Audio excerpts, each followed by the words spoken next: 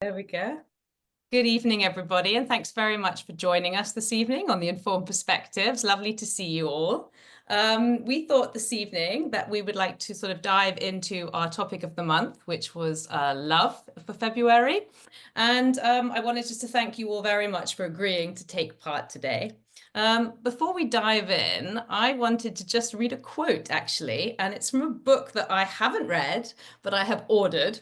And I'm quite excited about it because obviously at the Informed Perspective, we're looking a lot at sort of community and networking and helping one another and the connections we're making.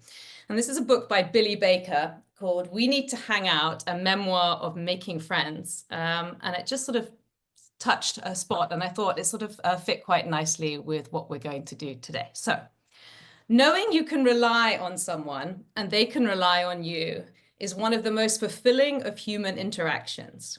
There is profound mutual benefit there, yes, but also profound joy. The spark of human connection is second only to the spark of conception as the human act that are indistinguishable from magic. I like you, and you like me, and together we won't have to climb these mountains alone. And I think sort of just coming back to sort of what that's all about is that we all need love, whether this be a platonic love, a romantic love. There are so many facets to love, right? So you can't just put it into a box. But I think fundamentally, the fact that we need connection in life, and that connection needs to be with something living. So whether that be a person or an animal or something in some form that is alive, is just a really important thing to take away from this, that it doesn't necessarily mean that every one of us will have the same journey, but I think all our lives are richer for having love in them. So on that, I will pass over to Jenny, who will introduce our guests for this evening. I love that, Penny, and it's so profound, even your own words. So I think it's a perfect introduction. I've got the easy bit. I just wanted to welcome you all and thank you for taking the time this evening to join us and to give your perspective on love and appreciation and to kick off this discussion. So we've got Jayc Ryder, who has a resume to die for.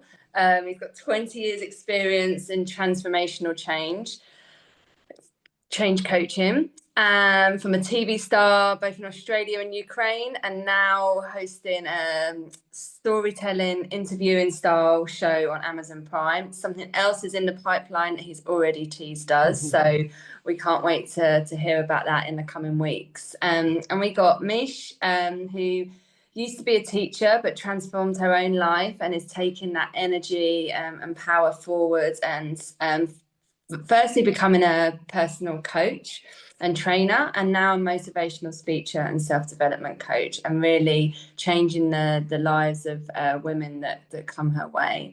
And last but not least, we've got Janie, who's a mentor and a coach, trained in human needs psychology and energy alignment.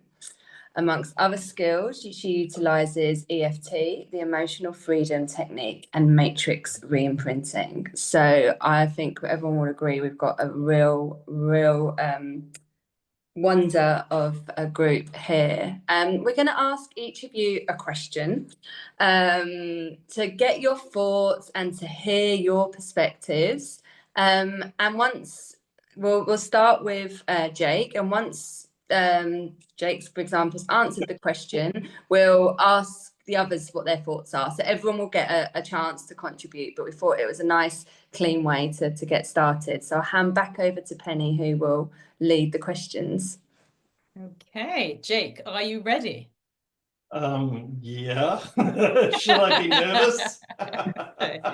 So it's a bit like on Who Wants to Be Millionaire, really, doesn't it? So here we go.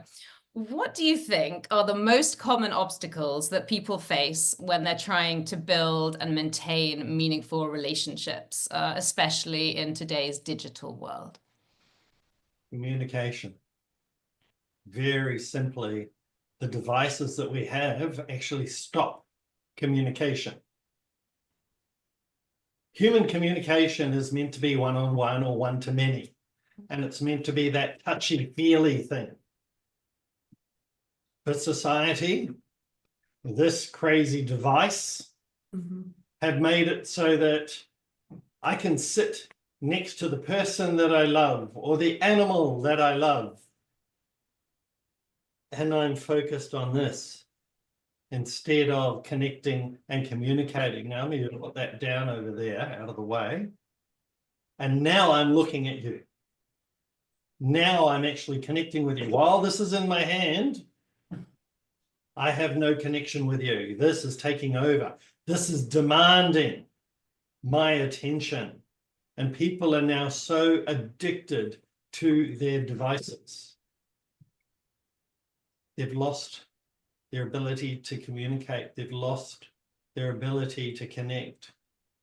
They've lost their ability to share their truth and their feelings. Yeah. Facebook, TikTok, LinkedIn, etc., Instagram, etc., etc., etc. There are so many devices now. There are so many platforms where come and communicate. Mm. Yeah. I can sit in my home and not communicate with another human being physically. I can order products online. I can have things delivered electronically to my computer. I can have food and other things delivered to me. Packages at my door. I don't have to interact with another human being unless I choose. Mm-hmm. It kills communication. Yeah. It's reminded me of a few things that we've discovered recently, and one was a chat we had the other day with someone about just their real life dating experiences, and she said it was during COVID. And she hadn't spoken to someone in a week, and when she went to speak, she realised she was ill and she didn't have a voice, and she hadn't realised. She hadn't talked to anyone all week. Like that was COVID as well, but it's not far off. And the other one I just wanted to share, when we did our support focus, we did a doula webinar, and one of the doulas shared that there is a theory that the speech delay in a lot of young children, not just theory, actually they know well, yeah, there is a speech delay in a lot of young children, but a theory of that reason is they're not learning how to talk because their parents are looking at not seeing mummy's mouth. The mouth and the articulation is not there, and those two just sprang to mind when you said that, Jay. So it's coming across all relationships and developmental areas as well. Yeah. And I, like you were saying about, the shopping coming to your front door and everything, is also the fact, go back to my childhood, and that makes me sound like I'm a dinosaur, which I probably am if you ask my children. If you didn't know something, you'd get the encyclopedia out. We had like a shelf full of encyclopedias, and I'd be like, what does that mean? Okay, I'll go and look for which volume, and then go through the book. And, I'm writing a blog at the moment on sort of the teenage void that potentially is out there. And kids don't need to go anywhere to get an answer, or any of us do, like you said, quite rightly. So you don't even have to leave your room at all to find the answers to any question. So nothing is forcing you out of your comfort zone. Nothing is forcing you out into the real world. And I think that's one of the reasons why people are having such struggle when, that you are out there. It's actually easier, in a sort of social situation, just to pretend you haven't seen that person, or look away and walk the other direction, right? Because we haven't got those social skills necessarily to deal with one another. But I have a question to this. Why has this happened? What's the reason behind it? I think that's a couple of things, isn't it? I don't know what everyone else thinks.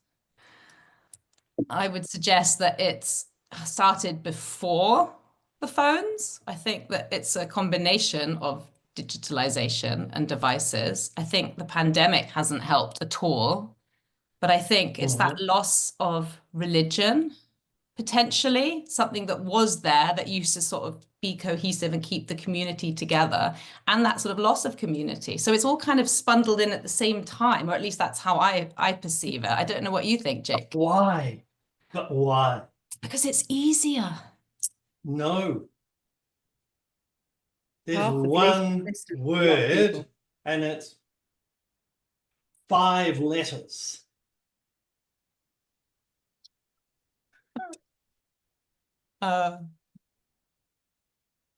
Girls? No, but I like the way you're thinking. Silence. Silence. Starts with the word, starts with the letter M, ends with the letter Y. Mummy. Money. Not money, not mummy, money. It's all about this because how many of us have Google Pay, Apple Pay, our credit cards, our debit cards, our ID, it's all digitized and we just walk into a shop and we go blip, blip, blip. We don't associate that we're spending anymore. It's a psychological methodology designed to make us spend more. And how much more poverty is there in the world? How many more families are struggling? How many more relationships are failing because they don't have the money that they desire, because society is saying you have to have the 65-inch TV and you have to have the new car and you have to have the latest iPhone that's what, 1,500 quid or something like that. But it's also the comparison culture, isn't it? Because people are much more aware of that gap where you are on that ladder and what else is available. I can manipulate you more now. Yeah. Because in here, you are more likely to believe what you see here than what you see out there. But that's much, I think that is kind of a different topic to. Oh yeah. It's a very different, but you know, I don't, there's no question that it's harming our culture and our connection. But, you know, I think just bringing it back to connection and relationships, I think what is so incredibly sad is that, and not just young people, but I think the greatest fear is around young people, that people are now believing that how many likes they get on their posts, you know, how many people comment on their posts is a you know, a direct reflection of how good or not a person they are. And that is probably, to me, one of the scariest things, because as it is, we already, you know, most of my clients happen to be women. I do work with men also, but the amount of undoing that has to be done in a grown-up to help them to start loving themselves again is huge, absolutely huge. And to me, you know, and that's why I'm so appreciative that you guys have set something up where you're trying to create community with young people, is because it's just so vital that we educate adults so that they are going to start helping their young people. But we've got to get to these young people a lot sooner to help them understand what really is going on here, and help them to let go of, you know, things like comparison, as you said, but you know, their likability factor they have to know that it's not based on who presses a button to like their post. You know, I see it with my own daughter. You know, she is an incredibly attractive girl with, you know, a beautiful figure, and if she does a post, you know, she comes to me going, "Mummy, guess how many likes I've had," or "Guess me," you know, and I'm just like, "Darling, I'm pleased for you, but I'm sad that that's what's brightened your day," you know, because actually you've seen no humans today. You've not had a conversation with anybody other than me. She's not even speaking to her friends on the phone. It's all messaging, Snapchat, TikTok, responding to each other's egotistical, you know, and they do it from a place of just wanting to be liked, but it is incredibly sad. Yeah. Incredibly sad. Yeah, absolutely agree. And we had, we're talking, Jenny was saying we had this interview as well with this woman who is single, and she was also talking about online dating being something that she had tried quite a lot. And that sort of also fits into it with the fact that people are often not necessarily telling the truth, right? It's that kind of world that you're portraying online. And that there was one chap who wasn't, I think, Jenny, he had posted photos of himself and said that he was, I think, 10 years younger than he actually, 10 years old, yeah, younger than he actually was. And I can't remember how she found out about it. Anyway, when she met up with him, he wasn't what he claimed to be. And she heard it in his voice. She was Oh really God, that was right. Yes, in he his was voice. that much older. So she went older, like, you know, in her journey, she went older than she was expecting to look for, because she thought, okay, I don't want a family. So she upped her age range, and she got a 49-year-old. And when she called him, he was evident, you could hear it in his voice, he was like 60.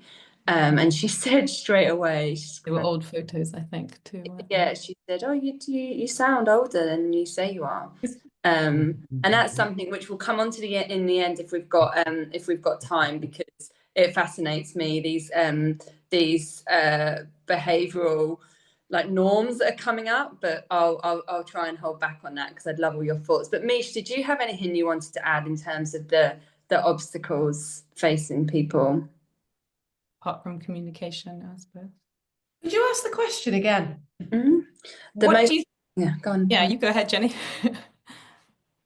What do you think the most common obstacles people face when trying to build and maintain relationships, especially in today's digital world? Yeah, it's the fact that the go-to way that people are trying to connect is by total and utter disconnection. So you think you're connecting and you're not. You're disconnecting from reality. You're disconnecting from yourself.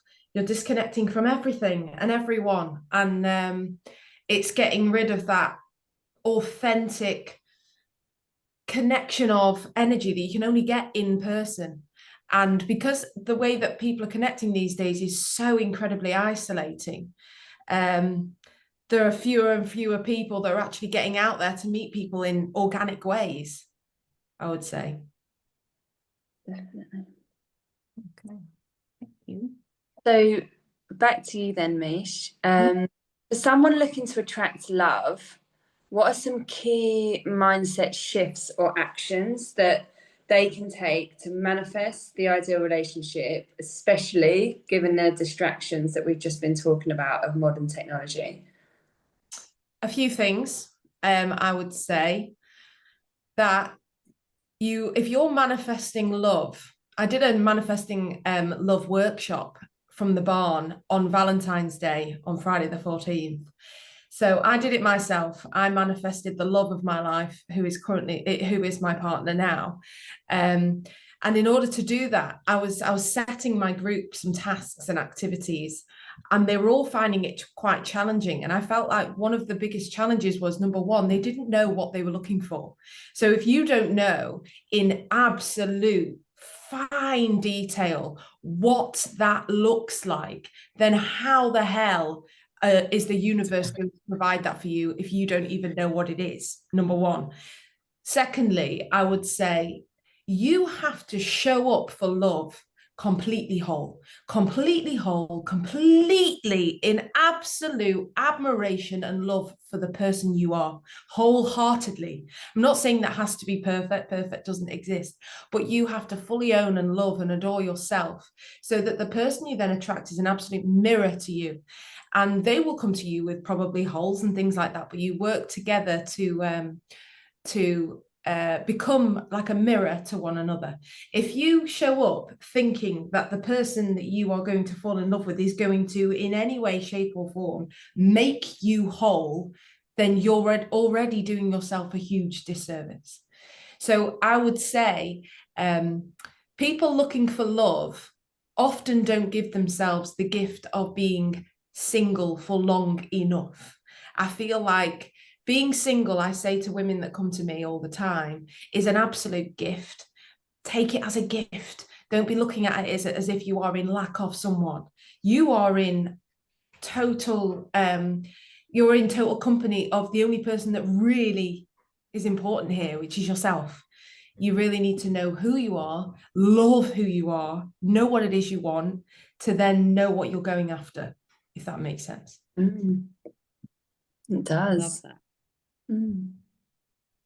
What are your thoughts, Janie? Have you got anything you want to add? Yeah, no, I mean, I love that. So I'm single, and I've been through, I've tried on and off the whole internet dating thing. But yes, I can see such a difference in me now, where I remember I used to get ready for dates and I'd be so worried, thinking, will he like me, worrying about the way I was dressed, like literally stood in front of the mirror, just like sizing myself up, thinking, what will he think of me? And, oh my God, will he like me? Compared to now, when I'm like, oh God, is he going to be is this even worth me getting dressed for? How is he going to be? I used to worry if I went on a date, and I sort of thinking, well, that went okay, and I might not even have really fancied them, but if they didn't ring me after, I'm like, what's wrong with me? I'd be crushed. Even though I didn't fancy them, I'd still be crushed by the rejection. Whereas again, now I'm just like, it is what it is, and that has come from how I feel about myself completely. Building, as you say, we're always a work in progress, aren't we? But I am able to love myself fully now, warts and all, and and go out and just take it as it comes, and trust that they're my person or they're not my person, and there's chemistry or there isn't chemistry. Some of it you can't do anything about chemistry, can you, really? But yeah, it's such an interesting thing, the difference between dating when you love yourself and don't love yourself Isn't that they say, when it comes to you, the love, right? When you're not looking for it, when you're just doing your thing, it will find you, if you're happy enough. I finally relaxed, so watch this space. I finally chilled out. Love it. And Jayc, what would you say? I agree with everything that's been said so far, in particular the be yourself. Yeah. Just be authentically you, and whether you've got warts and all doesn't matter. It doesn't matter, because when you hit that chemistry moment, it doesn't matter if you can't even speak the same language. And have benefits. It doesn't matter. You will find a way. What matters is that you are you and they are them, and that you accept you and you live your life. I see so many people changing their lives because I want them in my life, so I have to do things. Yeah, no. I think that's you. One of the biggest gifts about that alone time. So Janie, being single for so long, is getting to know who you are, because as you go through life from being younger and whatever, we're so influenced by kind of our parents' views and what our parents want us to do, and maybe your friends and the relationships that you build around you almost become, without knowing it, subconsciously, you take on other people's likes, dislikes, things like that. For example, my mum hates tattoos. She hates them. She's Irish Catholic, absolutely hates them. And for a long time, I pushed that down in me because I thought, oh, no, I'm not supposed to do that. I'm now covered in tattoos because I like them. And she used to, every time I'd go into Manchester when I was younger, I'd come out with a new piercing. I'm now 38 years old and I love piercings. And it doesn't matter to me that my mum doesn't like them. And it's that being alone and knowing that your only purpose, all of our purposes in life, people think, what's my purpose in life? Is it a certain job? Is it to be this? It's to be who you bloody came here to be, however that looks, doing whatever that is. It's to be so authentically you that there's no room to be anyone else. And that's it. That's the whole purpose of this place, this life, is to just do you, what makes you happy, and that will attract your person. And you'll know that when you meet them. Yeah. 100%. The more people who think like that, the more people will be bringing up children who know that to be true about themselves, and that is huge. I Oh was yeah. brought up by, love my mum, but I grew up with, why can't you be more like so and so? Why can't you be more like so and so? And oh my gosh, in a way, I'm glad, because it makes me the mother I am, and it makes me a mum who tells my daughter, darling, you decide.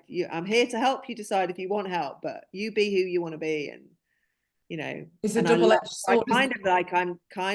I'm finally kind of glad that my mum did that to me, so that I can be this great mum. Yeah. Oh, I That's totally the first agree time with I've said that, actually. It's dawned on me. I am actually grateful. But the challenges make you in life, right? As well, the things that you experience, often you emerge from that all the stronger because of it. And it's the power of discovery, it's the power of change, that creating that space is exactly why Penny and I are so motivated in our initiative, is because it's like, if more people would just open their minds and let in other people's perspectives, like what ideas could they bring into their lives. And what a couple of you have mentioned about the past, it's, I'm doing women's workshops at the moment with a psychologist, and one of the lovely visualizations she's does is about these past ideas and how foundational they are, but not always in a good way. You're carrying this. She does this, like, what would you take from your family home? Like, what would you physically take? The furniture. You wouldn't take much. Your mum and dad's home, maybe a sentimental bowl. But think of all the emotional ideas, all the thoughts and habits that you're carrying. I love that. Yeah. The weight of them, and actually, when do you start to discard them and find your own, or unearth your own? And that's where I think the power is taking that time, as we clearly all can realize, and practice through the very similar work we do, but in different ways. And I just think it's wonderful, and it also takes confidence. And I think people are often think that confidence is something you have or you don't. And I've just been reminded this week on my own coaching course I'm doing, so I'm being coached and it was a Mel Robbins YouTube, so very out, is confidence is there to be taught, it's there to be learned, and it's just about willingness and trying and taking that step and a little bit of courage, and you can start to build that confidence. It's not just something you pick up fully formed and okay, I've got my confidence hat on. It's practice. Confidence Like is like self-love, fitness. right? Yeah. Confidence is like fitness. Yeah. When you start working out, and then a few months later, it's doink, doink, doink. That's why they say with practice, self-love, right? It's the word practice. Yeah. It's not just you love yourself. No way. It's going to be a lifelong process, and you won't, you'll always be building on it. But what I think is fascinating, though, is what you said, Meesha, was with the fact that people don't know what they want. And that is fundamental. If I'm out dating or looking, whether I'm online, offline, whatever, if I'm trying to find someone and yet I don't know myself who I am, then how am I then going to find out what I want? So I think that's a huge thing. It was interesting as well. One of my clients the other day said to me about looking for love, and did I have a list of non-negotiables? And it's okay to compromise on some. And I said it is 100%. I had a list in one of my manifestation journals, a list of the things that I said he must be versus what I did not want, specifically against the same thing that I wanted. Now, when I looked over those lists only recently when I was doing my workshop, yes, there were parts that aren't quite exactly right, but in their absence, it taught me things about myself. It was almost like the things that were missing became lessons for me. And it was also from previous experiences and things like that, that I thought, that's now not quite as pressing as it once was, now that I have the love of a man like this. You know what I mean? Mm-hmm. Mm-hmm. Have you heard of this phenomenon called sticking? That's online thing, or currently in dating. I don't think it's just online. Where I was reading up about it, and apparently, you know, the ick. So, you know, don't like him. I've got the ick. Don't want to have it. Or, I don't like her. She's got the ick. This new phenomenon being that actually you'll stick with the ick. So you'd go on a date, you'd have the ick, and yet you'd still go, it's okay, I'm going to give it another chance. So I wonder then, as a question to you, how long do you stand out the ick until you say, actually, no, I can't deal with the ick? Or maybe you get to the point where like, yeah, I can deal with this ick. Personally, Communicate the ick. Yeah. Personally, I had someone just recently ask me out. She asked me out 3 times. And I said no 3 times. Because there was one deal breaker that I was just not going to compromise on. Yeah, good. And it was an aggressive personality style. And been there, had those before, not so much fun, don't want it like that anymore. Not going to give up that. Not going to compromise on that one. Yes, you can have assertiveness. Yes, you can be strong-minded, strong-willed, strong of energy and belief and values. But I've done so much work on families with domestic violence in the last 30 years. I've counseled all sorts of people with all sorts of stuff. Yeah, no thanks. I see the signs. I know where this person has the potential.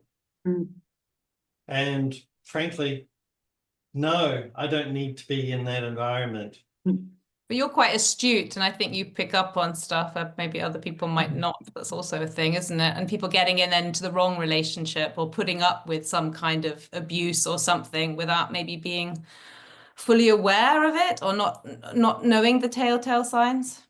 I wasn't always that astute. I've had to learn. And it's been a journey. Yeah. And thank you. These people, this person is a wonderful person who deserves love and is amazing with people. But ick. I think sometimes not a major ick, maybe just a minor ick. Well, it's a big enough ick for me to say no. It's like the universe has sent her to you to test how much you love yourself. So it's almost like I see sometimes in when you're manifesting, say, a goal, for example, the universe will send you an experience, almost like a red herring, to go, what was it you said you wanted? Have I tempted you enough? And it keeps you on track, or it'll move your eyes. So she might have been the whole package. Apart from that, and the universe is going, how much do you love yourself, Jayc? Sorry, how much do you love yourself? Okay. And you're going, I love myself a lot. It's a no from me. Yeah, I love that. Yeah.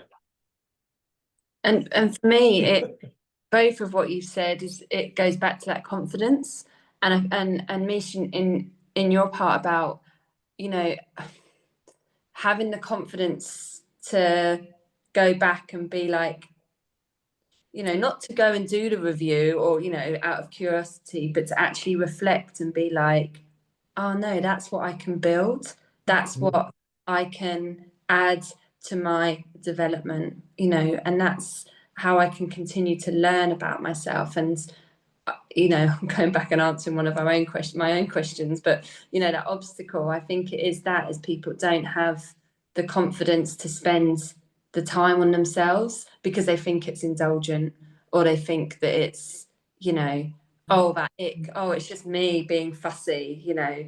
Jayc, you know, another version of Jayc could have thought, oh, that's just me being like having, you know, being a bit fussy, you know, but it's no. But what if I don't find somebody? I was just about to say that it depends how strong your fear of being alone is, and and I think that is what drives people to cave, and just exactly that, Jayc, is but what if this is good as I'm ever going to get, you know, and I think that's what comes from Meesha, you were saying about, you know, the gift of being on your own.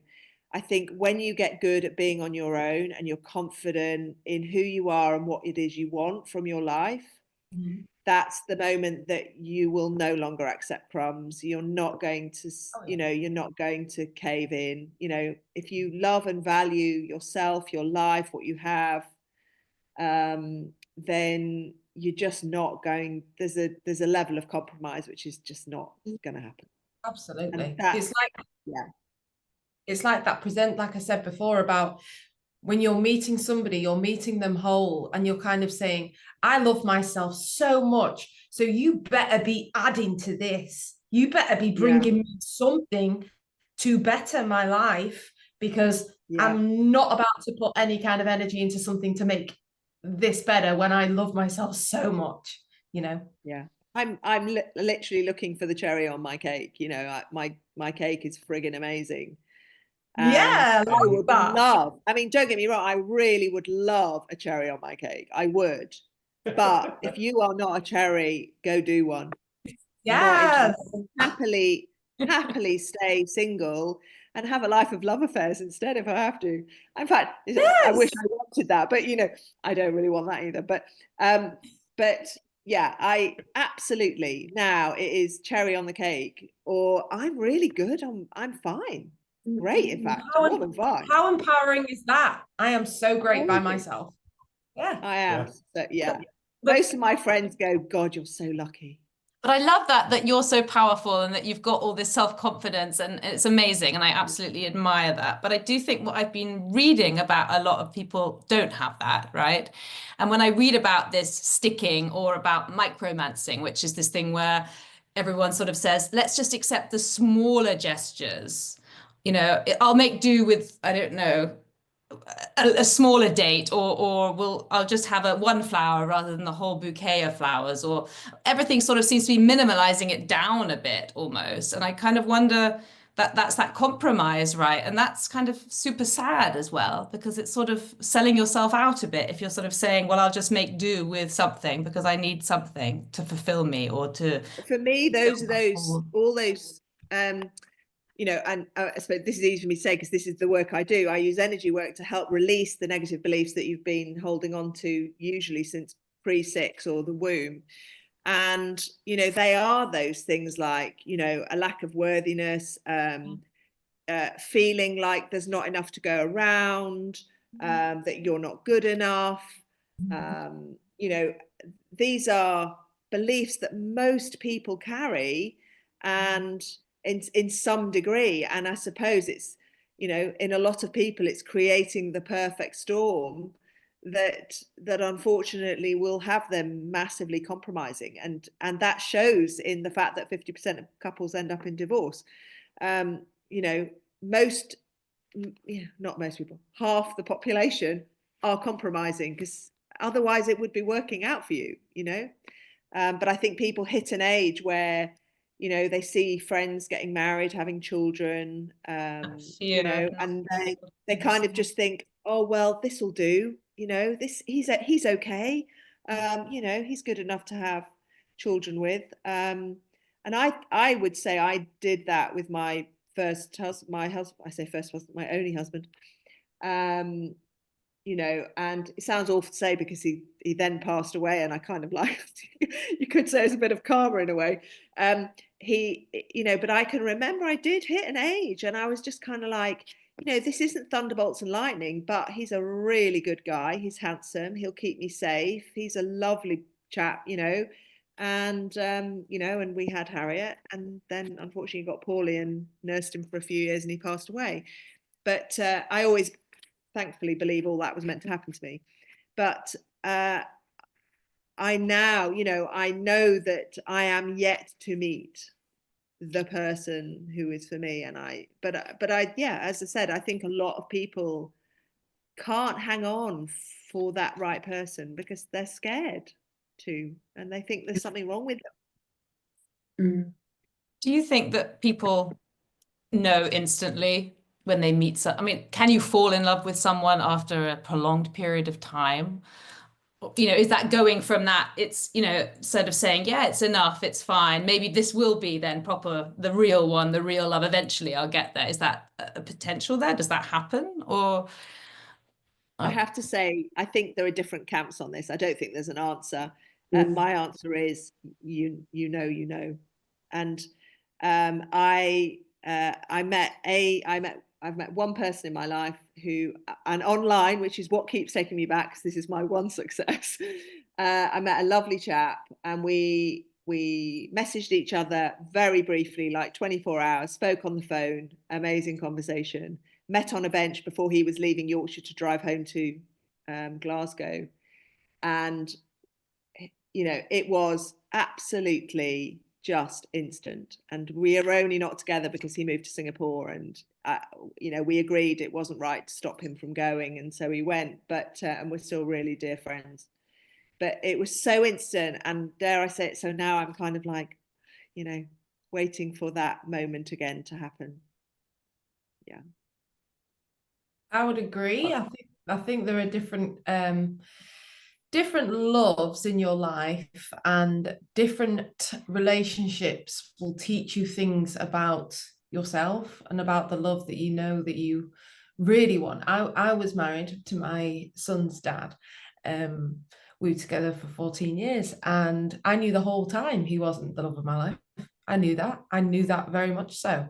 And when people used to say about talk about soulmates, and you know, when I met him, I just knew, I used to think, oh, shut up, because part of me was kind of I was almost mourning the fact that I was with someone who was not that person, and I knew that. But I look back now and I think he taught me so much about self-worth. If it wasn't for the things that relationship showed me about the lack of love I had for me, I never would have left to find myself, to then find better. I never would have found Jack if it wasn't for that previous relationship, ever. I never would have known what I was looking for, because I never would have wanted to leave, because I had this higher pull towards, you deserve more than this. And if that wasn't there, then I wouldn't have all this, the beautifulness that I have in my life with my person, who I manifested the hell out of, and he is to a T. I always say he's like, you know, Practical Magic, the film, when she writes her list and it's like one eye green, one eye blue, favorite shape of star. I did all that, and I got absolutely everything on that list. And that was very much as soon as we had our first date, but we'd been in each other's company for a year in the gym without speaking for a whole year. I used to think, talk to me, or like, find me on Instagram.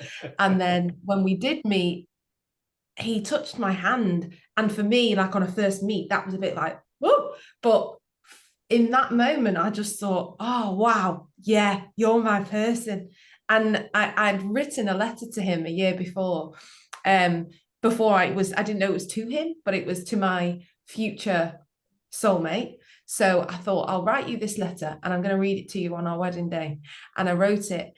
And at the end of the letter in my journal, I said, when we meet, it will be like seeing you again just for the first time. And on our first date, at the end of the date, he said, it feels really weird. It's like I'm seeing you again just for the first time. And I thought, I'm not going to tell you that I wrote that to you, because you'll think I'm some full-blown witch and you'll walk off. But I told him a few weeks later, and he was like, oh, that's mad. But I knew, like, oh, you are the recipient to my letter. Just know. love it. I have a lovely story of a client who I said to her, because she wanted the love of her life and she wanted to sell her apartment. She came for me to coaching, and she ended up selling her apartment for more money, which made her very happy. And I said to her, for her love life, watch for the butterflies. A month later, she goes out on a date with a guy, a new person. She went home with him that night. Okay, no judgment. She walks into his lounge, and there on the wall are butterflies. It's now 6 years on. They're married. They've got 2 kids, and they're living happily ever after. Love that. Love it. And it was just, when I got the phone call the next day after the date, I just went out with a guy. He's got butterflies. Oh God, he's amazing. Oh, he's everything I want. It was just the most beautiful story. And then voila, they got married. I was invited to the wedding. Oh, I love them. Yeah. There are lots of butterflies at the wedding. Yeah. That was the symbolism for the wedding, was butterflies. Love it. It was really beautiful. Great. Right. We have a final question for you, Janie. In the age of social media, which we've already touched on, and constant online presence, how do you guide individuals in nurturing their mental and emotional well-being while navigating love and dating? Well, I think sadly, we do live in a world where internet dating does seem to be a bit of a feel like the only way for some people.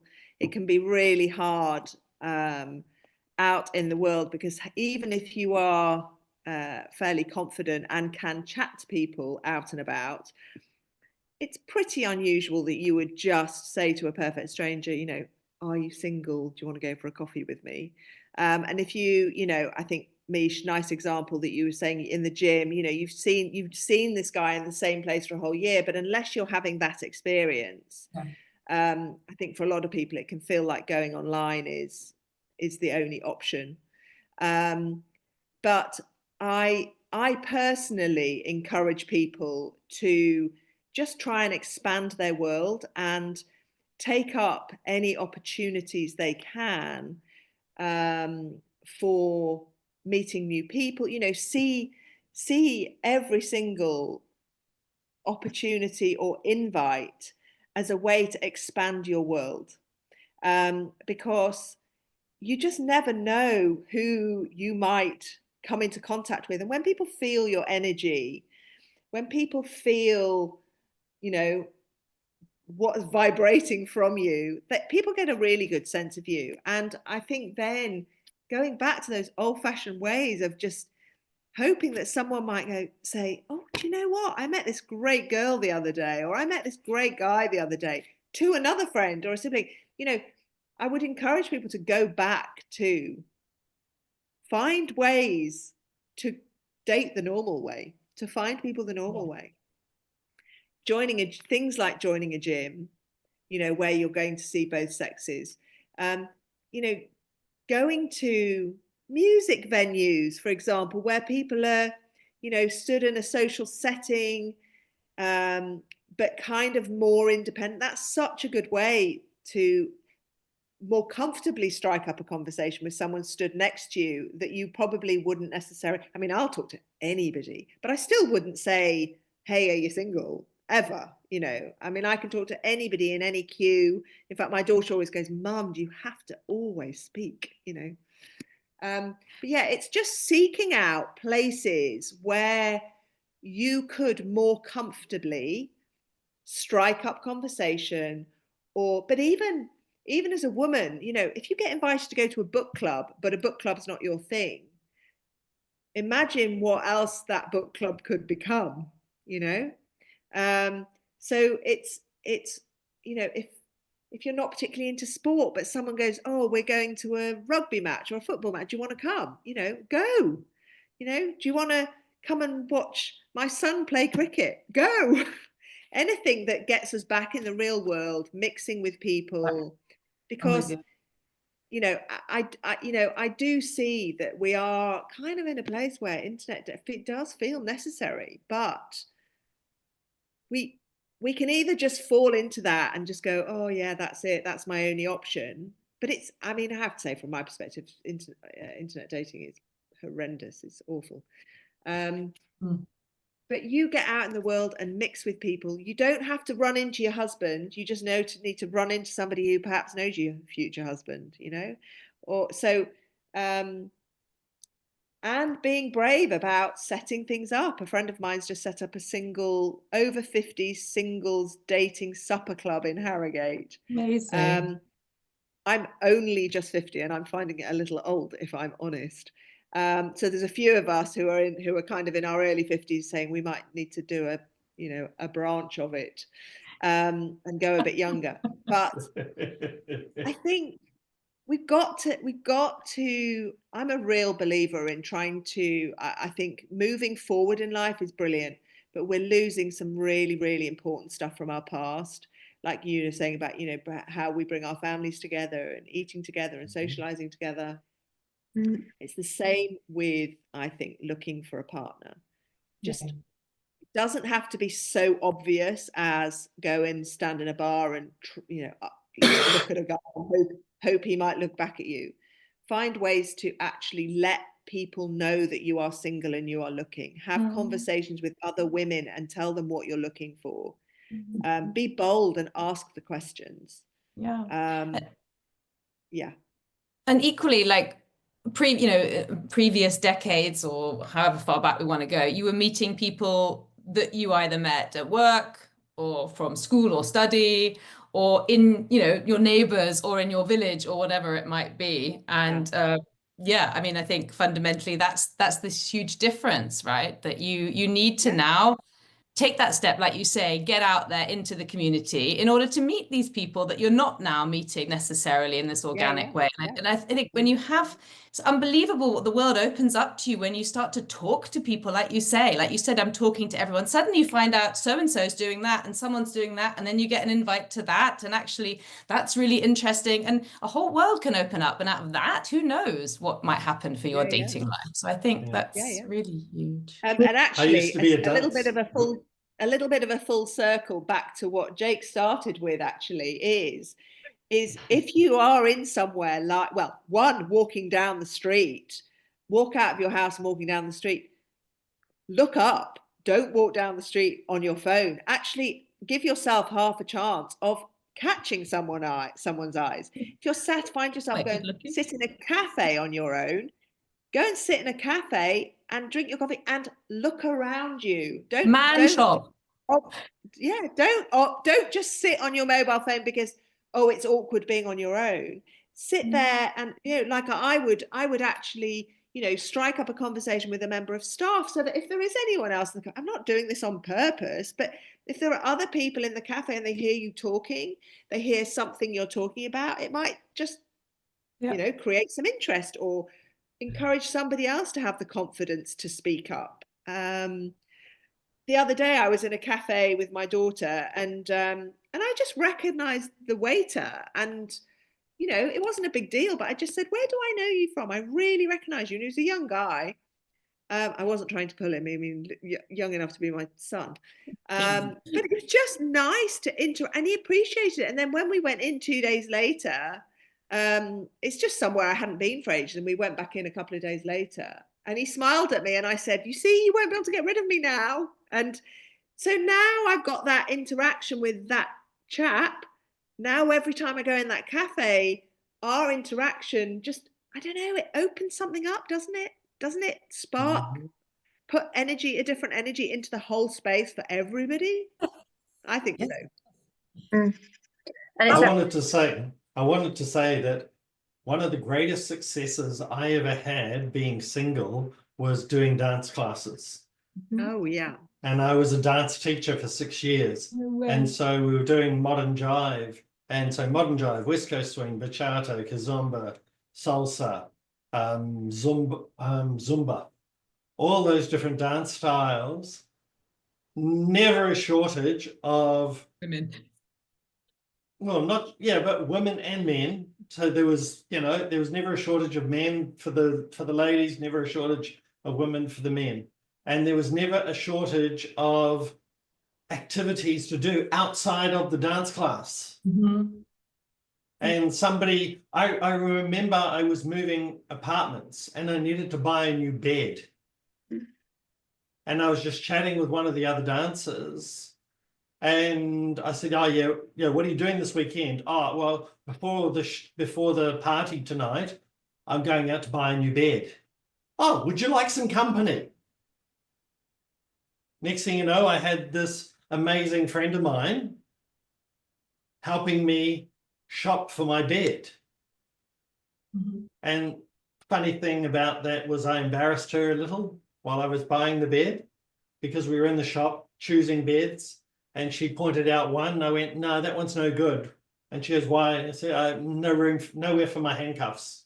This bed's much better. Yeah, but it gave me the chance to flirt. It gave me the chance to interact. It gave me the chance to be Practice a your little bit flirting naughty skills. and practice my flirt and practice my charisma, practice my spiel, actually see if she's, Yeah. is she interested? Yeah. And actually, Is what have she you got to lose? shocked? Yeah. I had nothing to lose, Yeah. Exactly. but I had everything to gain. Yeah. Amazing. But it was because we had been in the same place and we had to communicate. Now, that's one of the hazards about being at the gym. You don't have to communicate with anyone else. A lot of people have headphones. Mhm.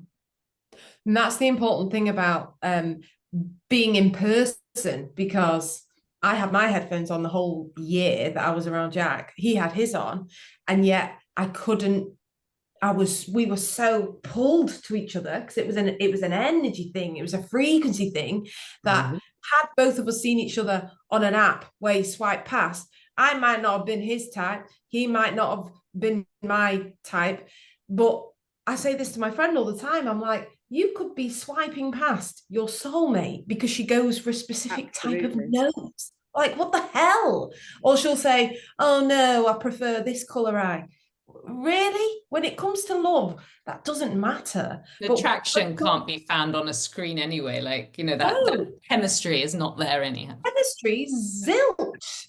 It's like it's non-existent on a screen. And chemistry is everything, isn't it?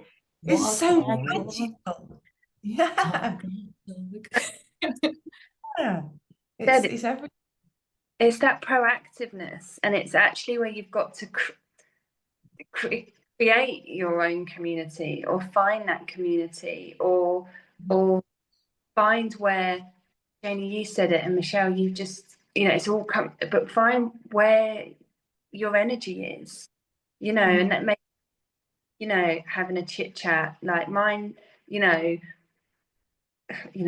school gate, like I talk to anyone, and it's like the opportunities, and then when I'm putting something out there, then people hopefully will recognize my name and my face and know that I'm approachable, and it's like these, it's all about, but it needs proactiveness. And I think that's, not to repeat ourselves again, but myself again, but it's that confidence. People just are like, oh, I'm not sure.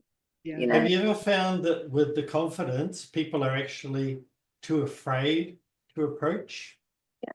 Yeah. And or then you'll hide behind, like a phone message, like WhatsApp them or whatever. And let's just meet, but those connections as well. And you don't, until you put yourself out there, you don't know what connections you're gonna make or meet. Potential is out there. Yeah.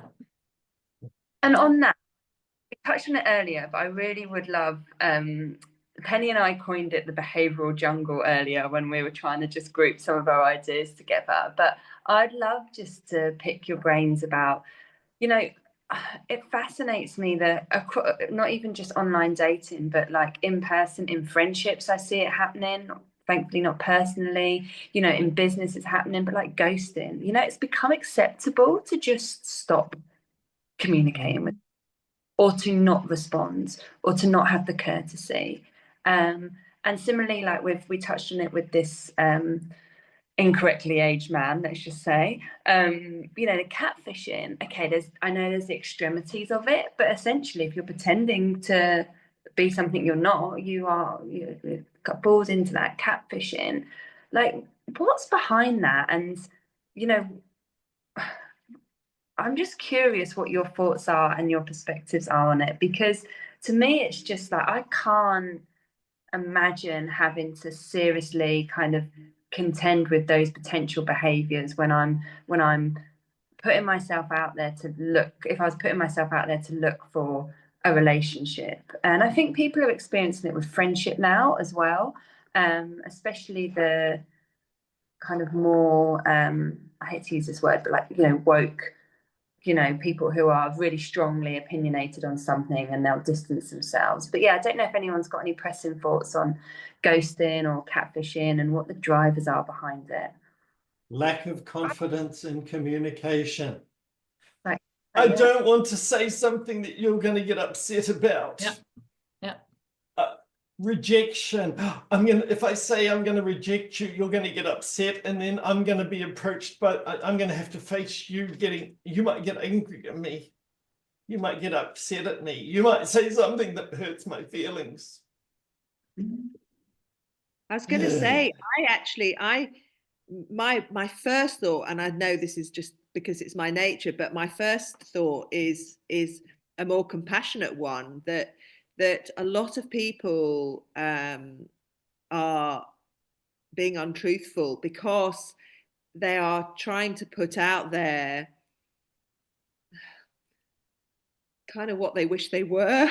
You know, they don't think they're good enough is why they're doing it. I mean, it's ludicrous, because then if you meet somebody and you just totally don't look like you have made out, or you're, you know, I mean, I've had it a lot with height. I have a bit of a thing about height. And it is insane how many men lie about their height. Now, I get it, because probably some men are worried that they're too short and nobody will want to date them. But you know, people, you can't, if you meet somebody, you're going to find out how tall they are, you know? So it's not like they can fake it really well. No, but it is insane. And then it becomes not just about the height, it's the fact that you've lied. So then there's a dishonesty piece, you know? But I do try to sort of see these things compassionately, but I think people are, and I see it in friends. It's so interesting on social media how I've got old friends from my younger days, and I see how they're putting themselves out there, the persona that they're putting on social media. And I'm like, I know you're not like that. You know, I know that's not who you are. But I have to then think to myself, no, but that's clearly, now they've got older, that's who they are wanting people to see. So maybe they've changed within themselves and they're wanting people to see them like that so that they can develop their character in that sense. But it just feels, it's tough to watch. It's tough to stand by and see people being somebody who, you know, they aren't. And in the wellness community, I don't know about you guys, you know, if you're a coach, you'll probably have come across this, where people are putting a persona out there of being very healthy, you know, all and, you know, meditating and doing yoga. But then you meet them in person, they're completely burnt out, or they're very angry, or they, you know, have a drink problem behind the scenes. And, you know, I mean, and it's okay that you do you, there's no judgment, but people are often creating personas for themselves that the rest of the nation are finding it very hard to like keep up with, and it's making people feel less than.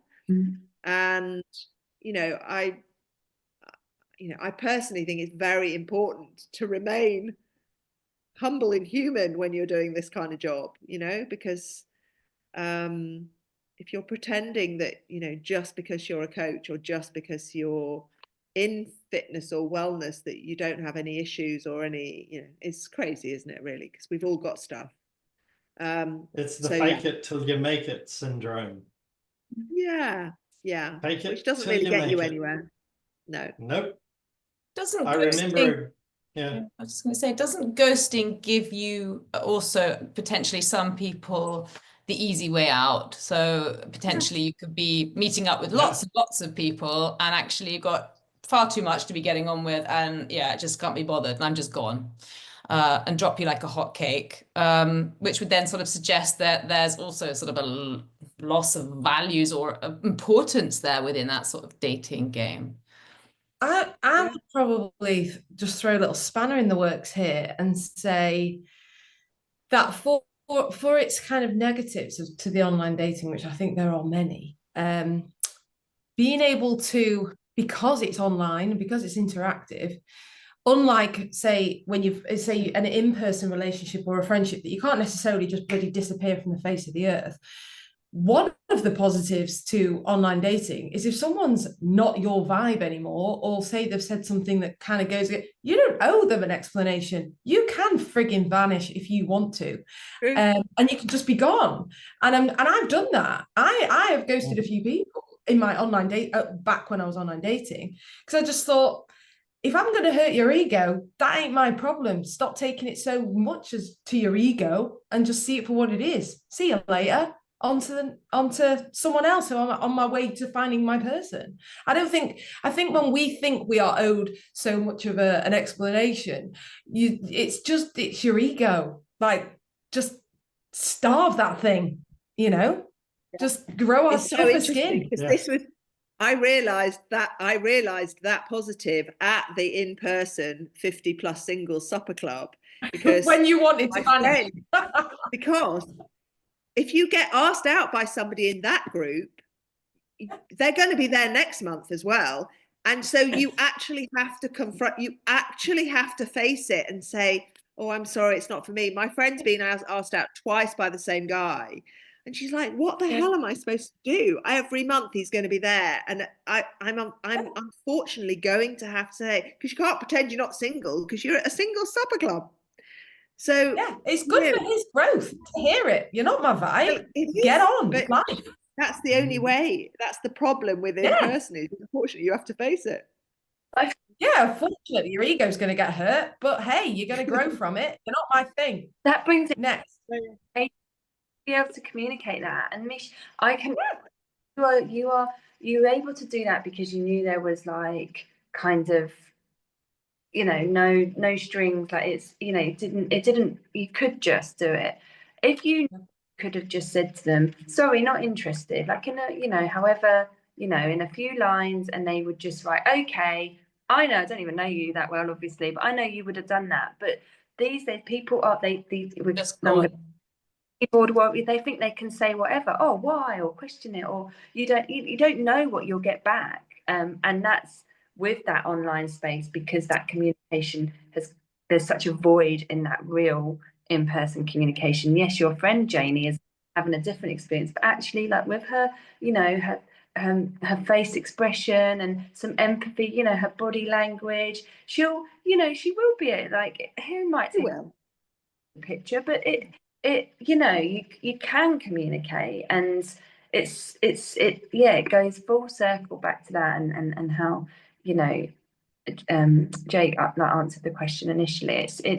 It's fascinating because you don't want to almost open that can of worms, and you don't owe anyone an explanation, but you can't necessarily convey any kind of sentiment or almost abruptness even. You know what I mean? Like, you can't. But how does it work the other way around, though? If you've had the date and then potentially you spent the night with each other and you've thought, oh, he's great or she's great, and then the next morning everything's wonderful, and then just vanishes. And because it's not someone who's necessarily come from your neighborhood or your community, you won't see that other person nearby.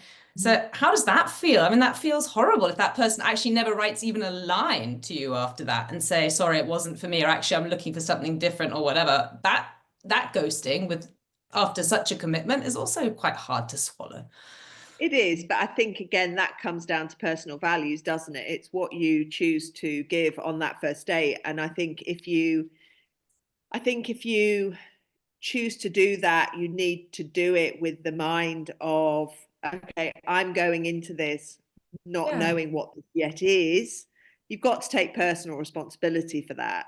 And we've got to accept that there are people out there who literally are just using women, and women using men for sex.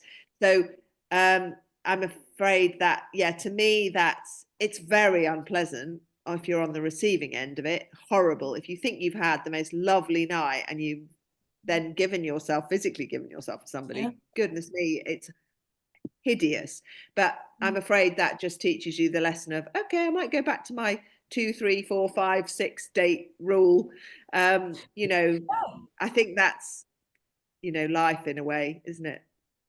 It's all lessons. Like, what did that teach me? And then, did I have a nice time presently in the present at that time? Yes. Okay, great. What can we do next? It's going to light us up, make us feel good. Go and do something else. And like you say, like, what were you going into? It depends on what are you after? Like, you know, what is it you want? So if you were going into that date, for example, thinking, oh, I'm going to be open with this guy and I'm telling him I'm looking for the love of my life. Or are you just doing something because you want to have fun, you know? So I guess that it depends on what the background is and what you've said and what you're after. And yeah, I think that's it. The dating scene these days, it's savage.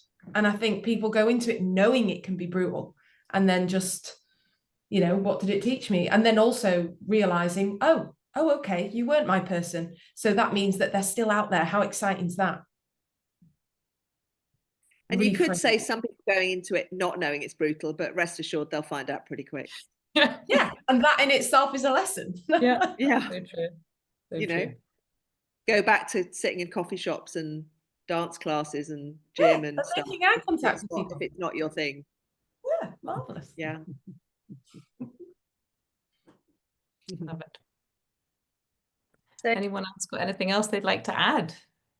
I was going to add something, only talking from a sobriety point of view, because I'm kind of building a bit of a sober community at the moment. I'm doing a second, I've called my workshop Becoming Magnetic, because I think there's a number of kind of, there's a lot of assumptions around that word and around sober and sobriety and what that actually implies about the journey. So I've called my workshop Becoming Magnetic, and I've got a second one coming up.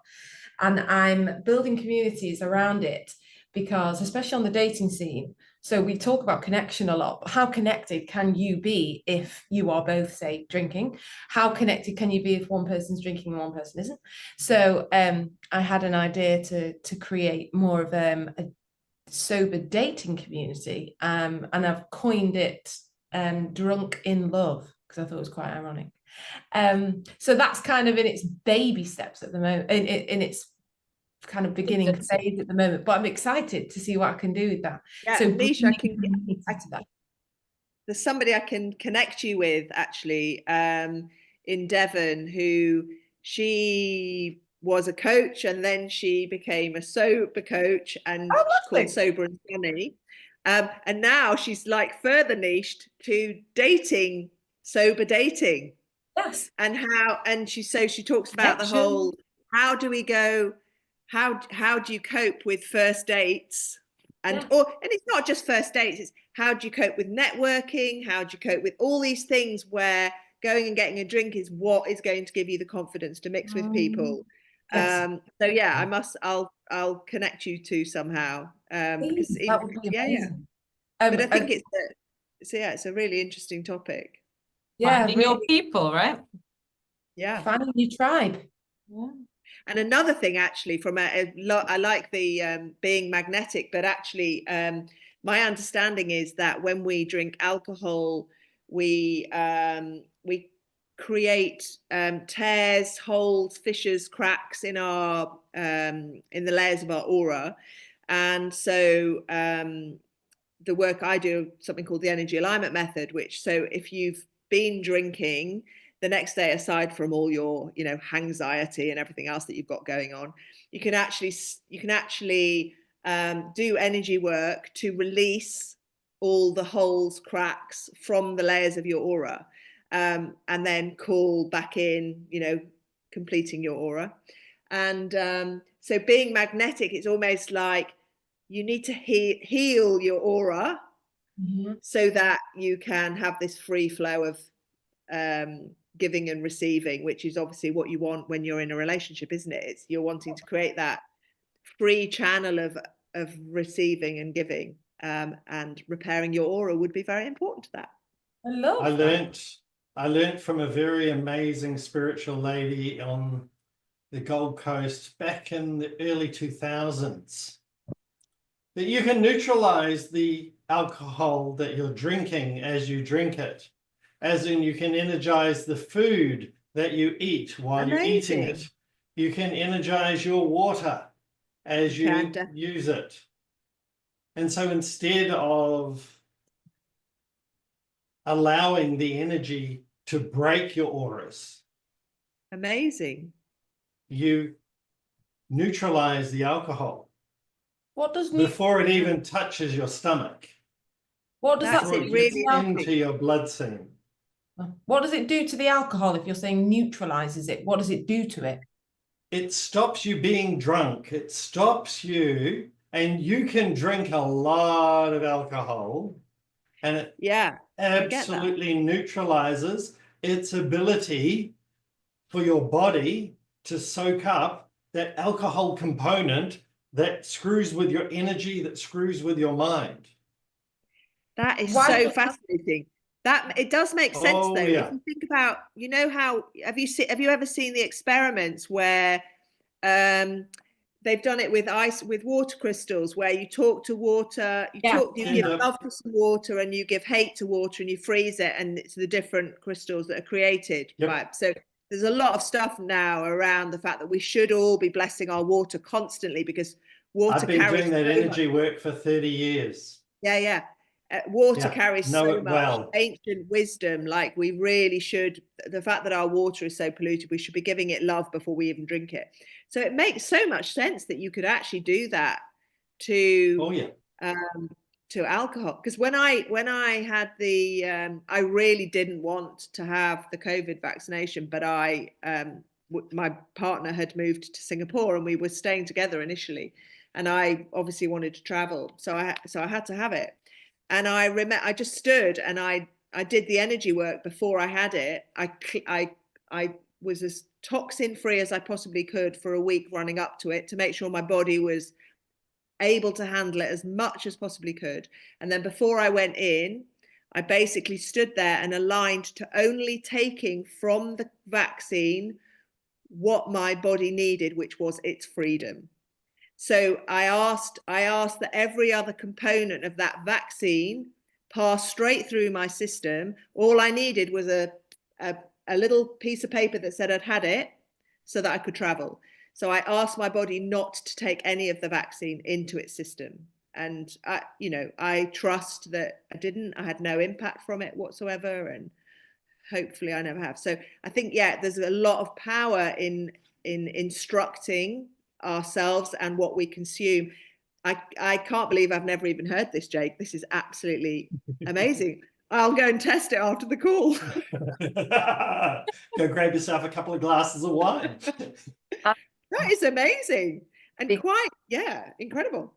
And it's just exactly why I love bringing people together, and it's like what you can share and information. And Penny, I think 1 month we should do a focus on energy. Imagine like how many depths we could go into with that. Do you know? Can we come back for that, please? It's like second edition, like welcoming back. Yeah. It's